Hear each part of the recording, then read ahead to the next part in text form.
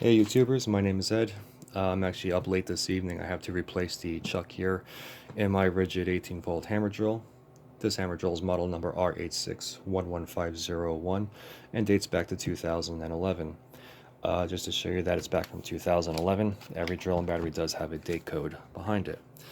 On the side of the drill here, you'll see the CS11376706, this whole number here. Right after the CS, that 11 is the year it was made in, and 37 was the week that it was made in. The same goes for the batteries. The CS1138, this battery is made in the 38th week of the year 2011. So for the 8 years that I had this drill had a lot of work and abuse behind it. I replaced the motor back here about 3 years ago. And now the chuck, it doesn't seem to want to work anymore, so I could tighten it up, and that's all it does. So I maybe saw a video or two online, and I talked to some people to work about how to replace these things. So it doesn't seem that bad, but I learned some do's and don'ts with these replacing the chucks. So here I have the new chuck, which I got online. For this one here, it's part number 670769004. And let's get this thing replaced. I'll take the battery out.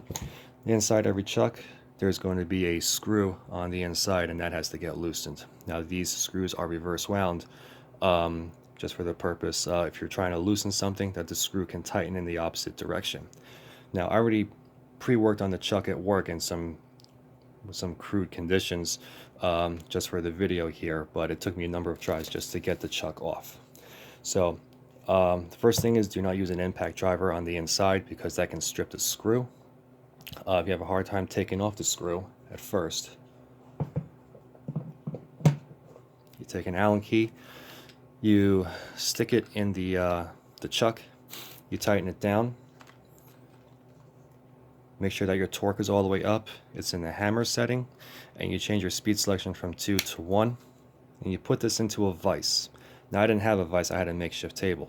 And then you use a hammer, hit the Allen key in the clockwise position, and this may break the chuck into the drive boss a little bit, so it may help loosen up the screw. So in this case, what I did was I used a flathead screwdriver, tried to get it off, and it didn't work, and I used the same method, and it did help it a bit. So once I got the screw off, or loosened, then I took my impact driver just to loosen it out and to remove the screw. Now some people will say that if you take one of those screwdrivers that you hit with a hammer and to break it free, people at work have tried that. They actually broke the transmission case, they broke the drill housing, and in some cases they broke the motor, so that's a no-no.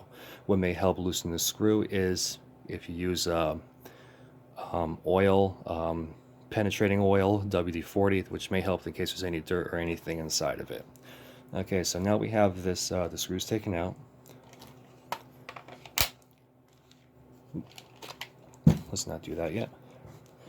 And now to remove the chuck, let's just tighten this up a little bit.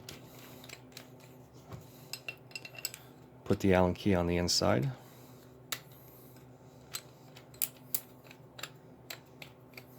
Yeah, I can't even feel it tighten anymore, but it is grabbing. Now you would normally stick this into a vise and then use a hammer, but being I had a makeshift table, this took me about 6 tries to do this. So I held my drill down pretty well. I used my linemans, and about 6 tries, it finally broke loose. So I'm going to try and loosen this up and take that out, and then remove the old chuck. This I'll put in my scrap pile. Then get the new chuck. Make sure that the insides are open. And then we will, before I do that, take the Allen key and we'll put that into the chuck, because if you tighten this down onto the threaded boss on the drill, chances are you're going to start closing up the jaws inside the chuck, and you may tighten them to a point to where you can't get the jaws undone, and then you have a hard time trying to loosen them up.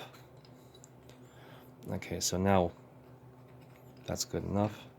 So I'm going to take this, I'm just going to start threading it on.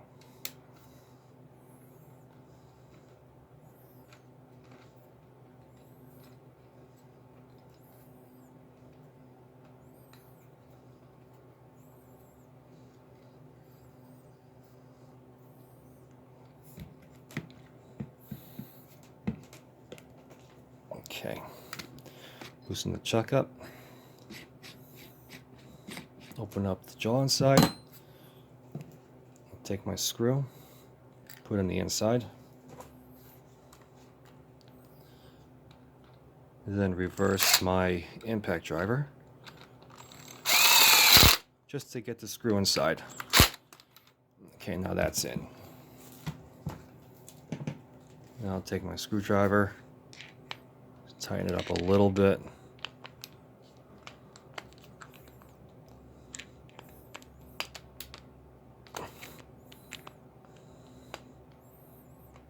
That's pretty much it. I mean, a few minutes and then the chuck has been replaced. So I'm actually happy I got my drill back.